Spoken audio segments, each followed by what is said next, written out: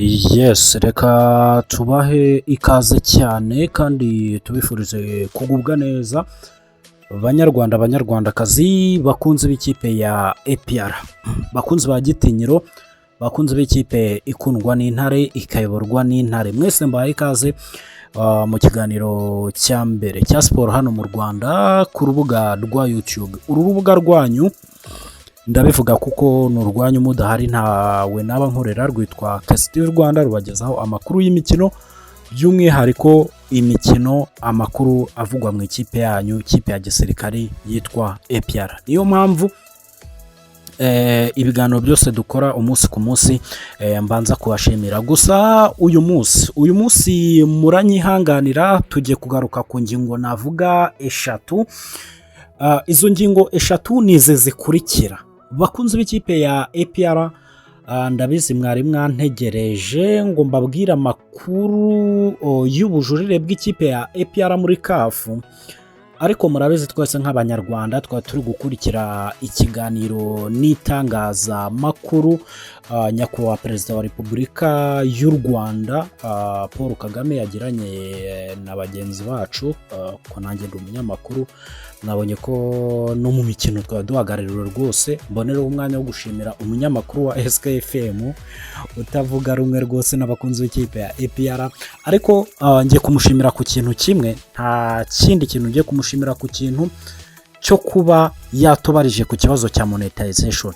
Bakunze b'ikipe ya APR mu nkurikira umunsi ku munsi, banyarwanda banyarwandakazi mu nkurikira, mu Rwanda dufite ikibazo cya monetization. Ibi byose muba mubona muri kundeba mukabona ngize views 10,000 100,000 nirirwa mbasaba subscribe, ni urukundo tubikorera ku kijyanye n'amafaranga, nta kintu dukuramo. Niyo mpamvu mubona hari abantu baza gutukana ku mbuga nkoranyambaga kugira nibura ibyo bintu abantu bo hanze babirebe, barebe ko babona udufaranga, naho ubundi nta kintu dukuramo habe na gitoya. Niyo mpamvu manje gusimira uyu mugabo two Sam Karenzi. Iki kibazo cyari cyabajijwe na Bruce Melody mu nama y'umushyikirano iheruka 2026 iri gutangira, ariko mu by'ukuri urumva ko n'uburyo pike nyakubahwa perezida wa repubulika musubije birasa naho nyine kitakurikiranwe nk'uko bigombwa nyine. Rero ni ikibazo cyiza. Namushime kwanza, reka manze muterekemo mwumve.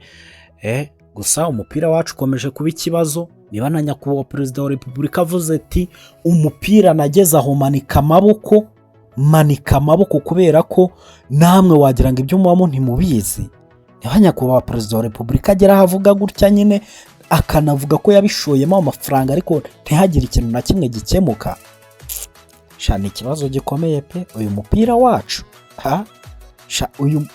ibi bintu tubamo by'umupira wacu.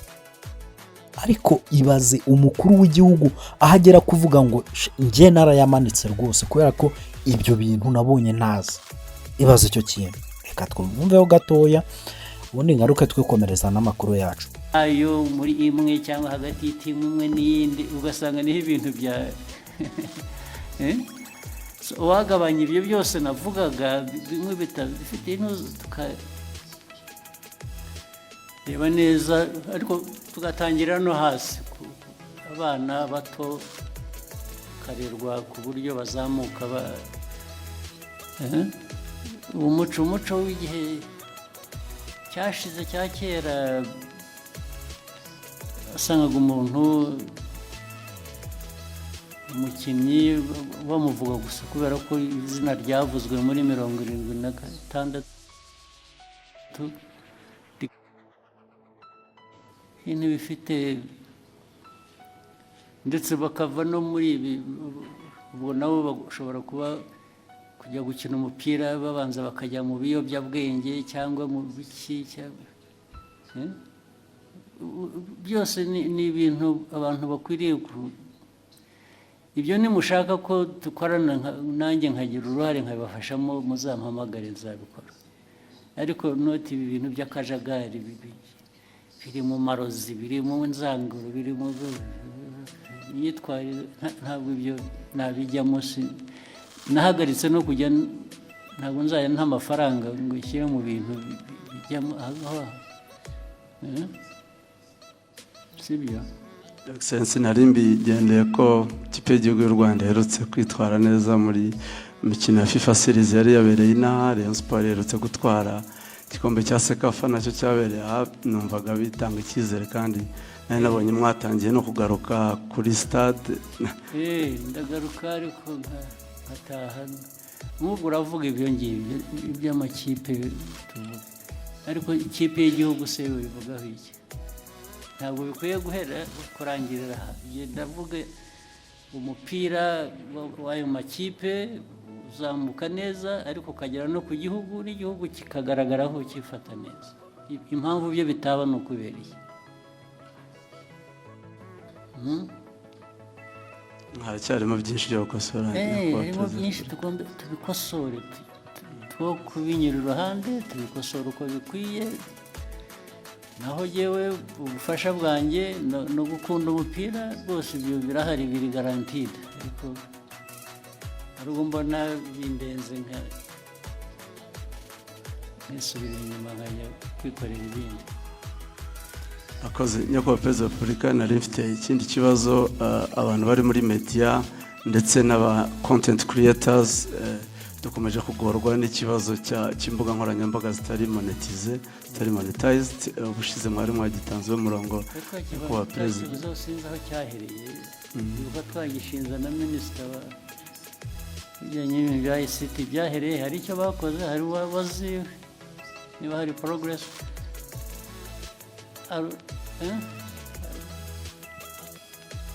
Arubize? Okay. Ariko tuzongere tugerageze dukurikirane turebe. We take note of that. Ariko ndibuka ko mwakivuze. Yes, ngayo nguko rero nta kindi nakongeraho, gusa ikibazo cyiza cyane cya Sam ni ukumushimira mu by'ukuri. Njye mushimiye cyane cyane cyane by'umwihariko kuri iki kibazo cya monetization, kuko banyarwandakazi ubukene bwisha aba content creators bo mu Rwanda, uhereye ku ba TikToker, abantu bakoresha Instagram, aba YouTuber bose nakubwira. Kandi mwarabibonye ko n'ibitangazamakuru bigiye bitandukanye bikomeye birimo televiziyo y'igihugu ariyo y'u Rwanda, radio Rwanda, izo za SKFM, za BNB, amaradiyo za Radio DC n'izindi radio zigiye zitandukanye, bose basigaye baza gushyira ibiganiro kuri YouTube. Urubuga rwa YouTube ni urubuga rw'ubucuruzi rwabyazwa amafaranga mu gihe iki kibazo cya monetization, amafaranga menshi cyane mu gihe iki kibazo cyaba gikemuye. Hehe no kuzongera kugorwa no gutega akamoto, abenshi bakwigurira amamodoka, hehe no kuzongera kuvuga ngo internet, hehe no kugorwa no gutunga telefone zamenaguritse. Usanga umunyamakuru afite telefone yamenaguritse kubera nyine. Nitugira amahirwe kigakemuka ibintu bizaba bigenze neza cyane. Hanyuma munyemerere duhere ku ngingo y'umutoza w'ikipe y'igihugu y'u Rwanda witwa Adel Amurush. Banyarwandakazi, nyuma y'uko u Rwanda 2017 niba ntibeshye na 6 rwishyuye uwitwa Jonathan McKinstry arenga miliyoni 200 z'amanyarwanda, ubu ngubu kuri iyi nshuro umutoza witwa Adel Amurush yareze u Rwanda muri FIFA cyangwa se yareze Ferwafa. Ubu ngubu amakuru ahari nuko yamaze gutsinda, urumva, ikirego cye yarezemo Ferwafa kubera kumwirukana binyuranyije n'amategeko. Adel Amurush yamaze gutsinda u Rwanda. FIFA yategetse u Rwanda kwishyura miliyoni 500 n'ibihumbi miliyoni 530 n'ibihumbi 280 by'amanyarwanda. Miliyoni 530 n'ibihumbi 280 by'amanyarwanda, kimwe cya kabiri kirenga cya miliyari. Reka mbabwire, ejo bundi muribuka, ejo ntabwo ari ejo bundi, Rwanda Premier League isohora itangazo. Ejo ikiganiro sibwo nagikoze, Rwanda Premier League yavuze ko mu itangazo ryayo izakoresha ingengo y'imari ya miliyari 1 n'utundi dufaranga turengaho ntibuka neza. None umutoza Adel Amrouche atsinze u Rwanda rugiye kumwishyura miliyoni 530 zirenga. Bivuze ngo 1/2 cy'ingengo y'imari ya Rwanda Premier League kigiye kwishyurwa umutoza kubera kwirukanwa binyuranyije n'amategeko.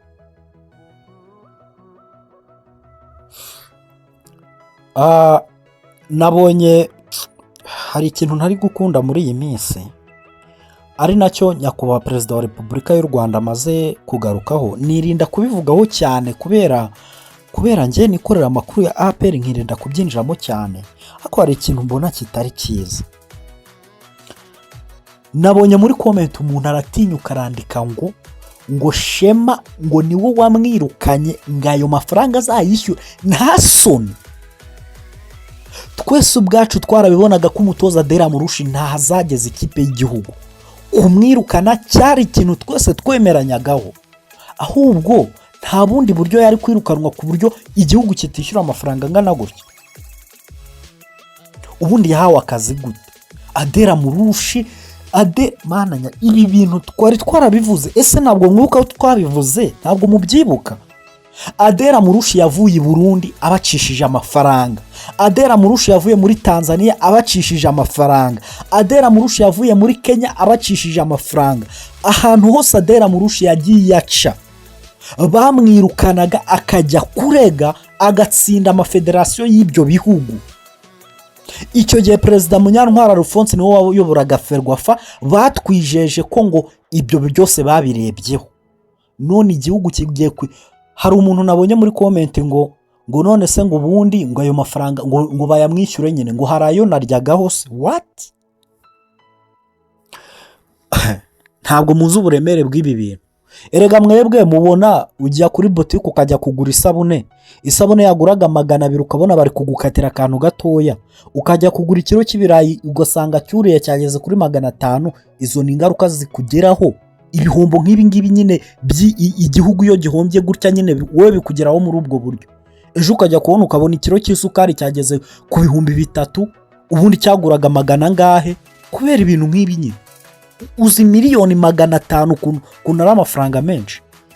Ingengo y'imari ya ligue 1/2 cyayo situmaze kubivuga. So ibintu rero nkuko jya kuba perezida wa Repubulika amaze kubivuga twirirwamo ngo reyo ngo APR ngo kigikiye uyungu, urabona ngo Shema nafungwe, ibindi ngo ikinga amabaruwa ngo yewe ngo sinzakina. Hari ibintu byinshi umuntu yirinda kuvuga byica umupira wacu cyane. Ngo Shema ngo amwishyure, hari ibintu biba bimbabaje man. Reka mbabwire, ibi bintu nitutabireka byo gufata impande, yewe murabizi nikorera amakuru ya siporo gusa, ingarukira kuri Nyamukandagira nabwo tukavuga mu kibuga. N'ubu tugiye kwinjira ku ibaruwa yoherejwe muri kafu y'ubujurire. Mpite njya ku nkuru ya William Meritogo. Mfite inkuru ya William Meritogo y'impamvu atakinnye ku munsi w'ejo. Izo nkuru ndazifite rwose tuzigarukaho, ariko rwose mbabwiza ukuri igihe kizajya kigera ngacishe mupe. Ese nk'ubu nk'iyi nkuru miliyoni 530 n'ibihumbi 280 federasiyo igiye kwishyura uyu mutoza, kandi ko ugomba kumwishyura uko byagenda kose. Muri federasiyo hari inkuru zirimo z'uko abasifuzi batarahembwa.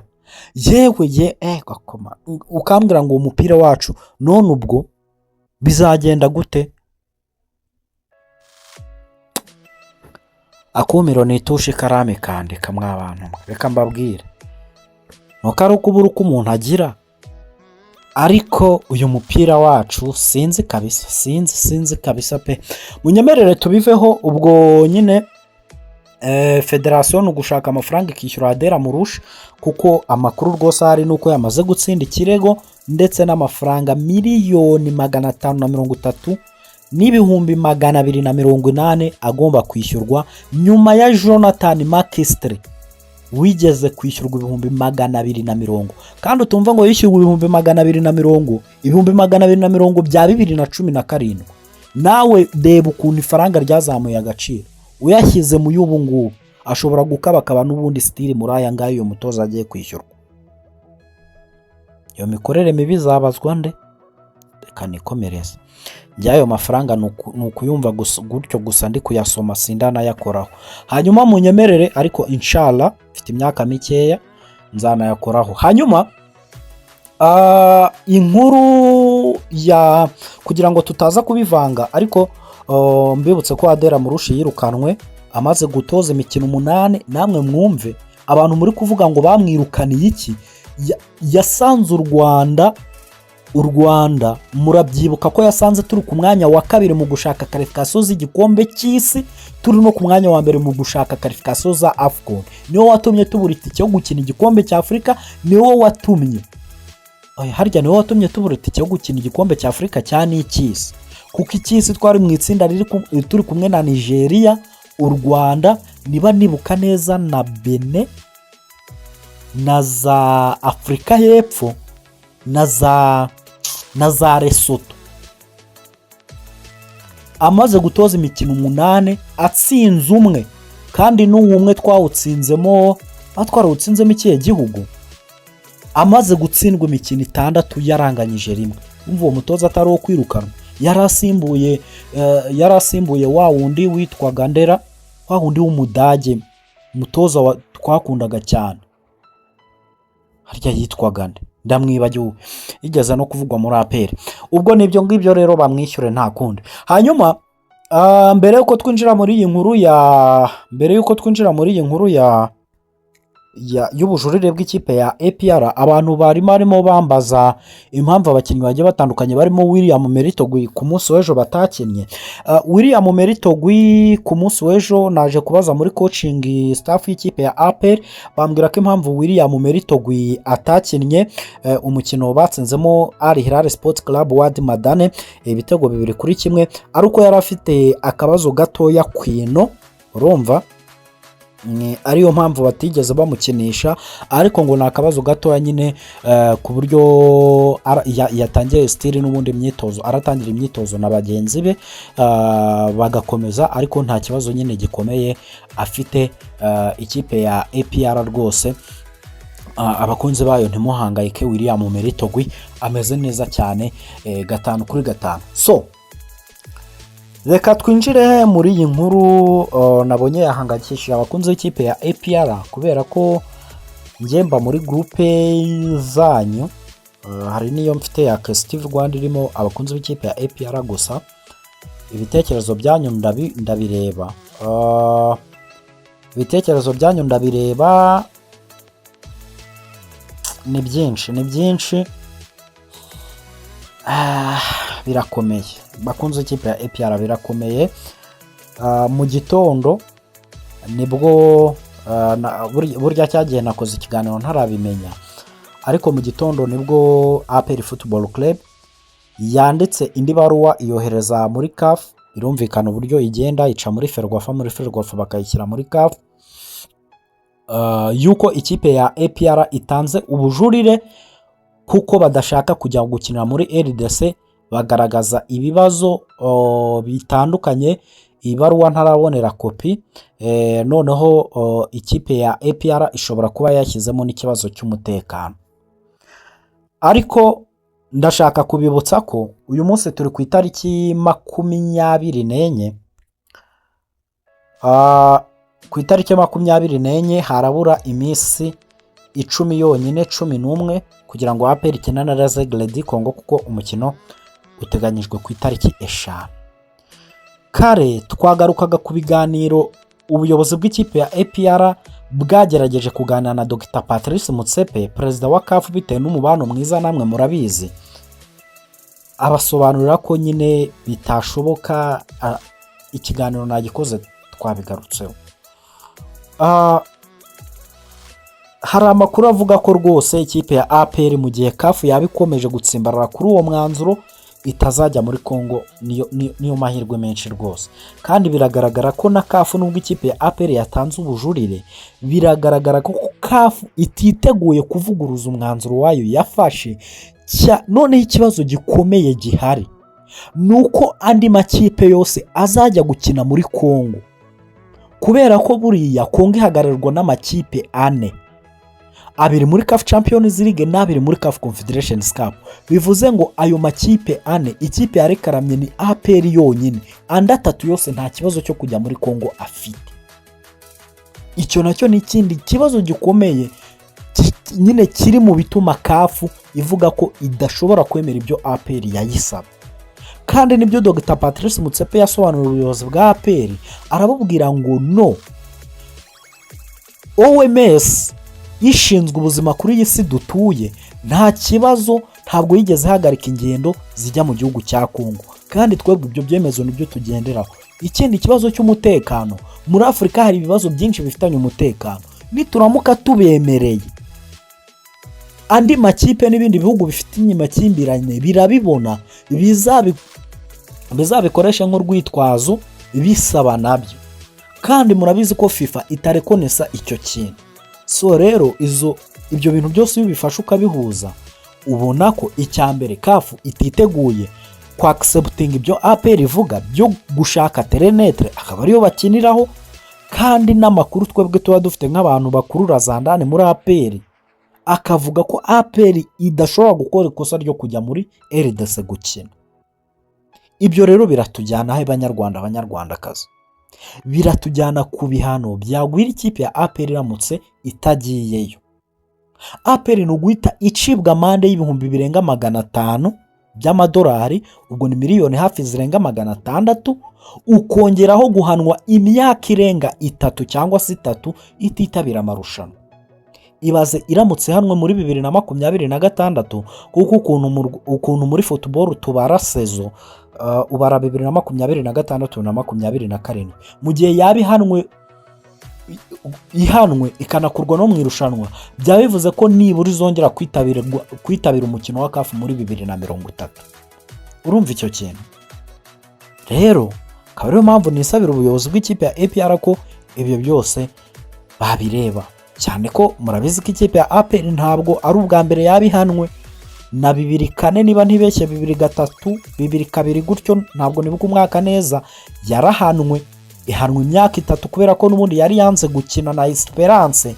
Icyo gihe ngo perezida wa FIFA, niko njya numva amakuru, icyo gihe nari nkiri muto nari nyiraka bebe, icyo gihe ngo ni perezida wa FIFA waje mu Rwanda, ntabwo nzi ukuntu yari yitwa icyo gihe, ngo bamubwira ikibazo gihari, ngaganira na CAF bagabanya ibihano babigira umwaka. Urumva na CAF ishobora kureba muri archive igasanga APR ntabwo ari ubwa mbere yanze gukina, ugasanga bongereye ibihano. Nizo mpungenge ngewe mfite. Naho ubundi ubwo ni ugutegereza tukareba. Murabizi ko ikipe ya APR inafite na press conference, muri iyo press conference abakinnyi bashya tuzamenyeramo byinshi, ubwo reka dutegereze. Ariko igihari nuko APR Football Club yohereje ubujurire muri CAF, ubwo reka turebe ikizavamo, tuzabibabwira. Ariko ibyo ari byo byose, hari umuntu wo muri Nyamukandagira w'umufando y'umazandani wambwiye ko bitazarenza hagati yo kuwa 3 no kuwa 5 bataramenya igisubizo cya nyacyo, noneho confirmation, kubera ko umukino wa APR Football Club na Les Aigles du Congo uteganijwe muri weekend itaha. Urumva ko mu by'ukuri atari kure. So nibyo ngibyo rero, ibindi ubwo wenda ibindi yaba andi makuru mashya, kandi murabizi ko ku kijyanye n'amakuru mashya by'umwihariko muri APR tuba ba mbere mu kuyatangaza. Ubwo nyine tuzabirebera hamwe, tubirebere hamwe rwose.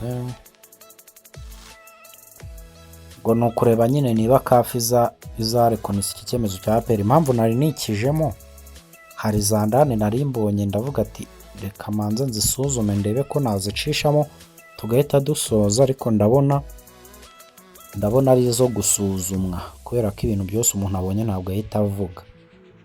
Zandane zo muri APR ni izo gusuzuma ubwo ndaza kubibabwira hanyuma ubwo munyemerere nsoze ndumva ibintu byose tubiciyemo muri rusange. Ubwo mbashimire cyane, ibindi murabizi ko ibiganiro bya siporo hano dushobora no kubona za ndani saa 3 rwose tukaza tukazimena. Murabizi ko STV Rwanda ni yanyu, ni y'abanyarwanda, ni y'abakunzi b'ikipe ya APR Football Club. Hanyuma ndabakunda cyane, munyemerere nsoze bashimire cyane. Ariko nibagiwe gushimira umuntu, mumbabarire, umuntu wese uzajya ukora igikorwa cyiza tujye tumenya gushima ibyiza pe. Mu gitondo murabizi ko natinze kubagezaho ikiganiro natinze kubagezaho, nakibagejeho mu masaa 6. Muzi umuntu watumye kiriya kiganiro kibageraho, nanditse muri groupe yacu ya WhatsApp nsaba ubufasha, mbura umuntu n'umumfasha usibye umuvandimwe. Reka ndeba amazina ye rwose mutera icyotezo. Urumva buriya umuntu wikuye mu mufuka amafaranga ye agakanda akanyenyeri, tujye dufata umwanya wo kumushimira. Nagize ikibazo cya interinete, iyo bita Canal Box irimo iradutenguha cyane muri iyi minsi. Hari umuvandimwe witwa kumbuza amazina yarikora, umuvandimwe wanyoherereje amafaranga yo kugura interinete mu gitondo yitwa Pascal Yandereye niko yitwa, ufite nimererwa na 296. Mushimire cyane, uri umuntu w'umugabo cyane kandi uwo mutima mwiza rwose uzawuhorane. Nari natse ubufasha nabuze uko mbigenza, ariko wamfashije. Thank you so much my brother. Namwe rero ndabakunda cyane, muri abantu b'abagabo cyane, ariko nawe ushaka kumpa support, ushaka kuvuga ati Kasediza tugezaho ibiganiro byiza, reka tumuremere. Niba ari n'icyo gihumbi, niba ari n'iyo senkisa, niba ari n'iryo jana, ndavuga igiceri cyangwa ibihumbi, nimero yanjye nkoresha, reka nzitanguka ari 2 muzisobanukirwa, sibyo? Ushaka kumpamagara no gukanda akanyenyeri ni 0793881801. Ushaka kujya muri groupe yacu ya WhatsApp unyandikira kuri 0793991218. Akanyenyeri kuri telefone, akanyenyeri kuri MTN, kunyandikira ngo gushyire muri groupe yacu ya WhatsApp kuri Airtel. Si byose, ndabakunda cyane rero, muri abantu b'abagabo cyane, muri abantu b'agaciro gakomeye cyane. Asala Vista.